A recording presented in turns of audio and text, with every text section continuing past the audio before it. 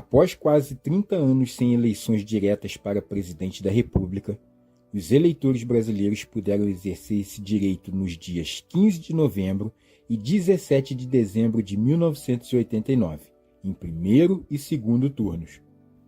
Em uma eleição conturbada, que teve até mesmo a candidatura do apresentador Silvio Santos. Em novembro de 1989, com a campanha presidencial em andamento, Silvio Santos foi anunciado como candidato à presidência pelo PMB, no lugar do pastor evangélico Armando Correia, que era o candidato oficial do partido, e para a vice-presidência foi escolhido o deputado federal paraibano Marcondes Gadelha. Também foi cogitada a renúncia do candidato Aureliano Chaves, do PFL, um partido maior e mais poderoso, para que Silvio o substituísse. Silvio Santos chegou a fazer algumas gravações para propaganda eleitoral, pedindo votos para o número 26 do PMB, com insistência, pois não haveria tempo para mudar o nome impresso nas cédulas de votação. Há alguns dias da eleição, Silvio Santos teve seu registro de candidatura impugnado pelo Tribunal Superior Eleitoral, por irregularidades no registro do PMB. O partido fizera convenções partidárias em apenas 5 estados, em vez de 9. O apresentador filiou-se em seguida ao PFL e ensaiou participar de outras eleições, mas as brigas entre grupos políticos e os acordos e negociações inerentes à política fizeram Silvio Santos continuar cuidando exclusivamente de seus negócios. Ao final de uma agitada campanha eleitoral, o candidato vitorioso foi o ex-governador de Alagoas, Fernando Collor de Mello, que no segundo turno derrotou por uma pequena diferença de votos Luiz Inácio Lula da Silva. Collor, em campanha eleitoral, expunha uma imagem de político renovador, preocupado em combater os chamados marajás, que eram os funcionários com altos salários que desfrutavam as mordomias do serviço público, e em modernizar a administração do Estado.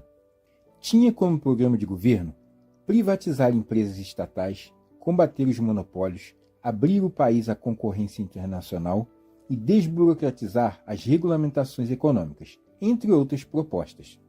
De imediato, o novo governo tomou medidas drásticas para combater a hiperinflação. No dia seguinte à posse, 16 de março de 1990, Collor anunciou um plano econômico que, entre outras medidas, bloqueou contas e aplicações financeiras nos bancos, confiscou cerca de 80% do dinheiro que circulava no país, incluindo o das cadernetas de poupança, e extinguiu a moeda vigente, o Cruzado Novo, restabelecendo o cruzeiro. O impacto social do chamado Plano Collor foi violento. Grande parte da população foi obrigada a aceitar o sacrifício, tendo em vista o objetivo de conter o processo inflacionário. Mas não demorou muito para que viessem as decepções. Após um controle inicial, a inflação voltou a crescer e o governo foi perdendo credibilidade.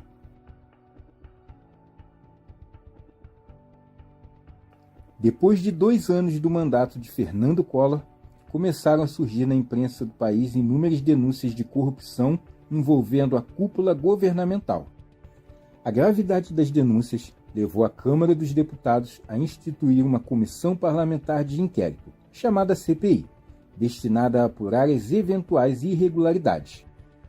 Aos poucos, foi desmontada e exposta ao público a rede de corrupção, sonegação fiscal e contas fantasmas do chamado esquema PC, uma série de negócios obscuros dirigidos por Paulo César Farias, chamado PC Farias, amigo pessoal e ex-tesoureiro da campanha presidencial de Collor. Enquanto prosseguiu as investigações na CPI, ruas e praças do país foram tomadas por multidões em manifestações que exigiam o impeachment do presidente. Nesse movimento, destacou-se a presença dos estudantes, posteriormente chamados de caras pintadas, por terem pintado o rosto de verde e amarelo, exigindo ética e dignidade na vida pública brasileira. Ao final dos trabalhos, a CPI incriminou o presidente Collor, por esmagadora maioria de votos. Estava aberto o caminho legal para o impeachment, que foi aprovado pela Câmara Federal em 29 de setembro de 1992. Assim, Fernando Collor foi impedido de exercer a função de presidente da República para ser julgado pelo Senado Federal. No dia 2 de outubro de 1992, o vice-presidente Itamar Franco assumiu a presidência da República, governando interinamente até 29 de dezembro. Durante o julgamento no Senado Federal, Collor entregou sua carta-renúncia. Mesmo após a apresentação da renúncia, o Senado prosseguiu o julgamento de Collor, cassando seus direitos políticos por 8 anos. Eu espero que com esse vídeo tenha lhe ajudado a entender como foi o governo do presidente Fernando Collor de Mello. Só lembrando que esse contexto histórico é muito maior do que o que foi apresentado no vídeo. Muito obrigado por você ter assistido, um grande abraço e fique com Deus.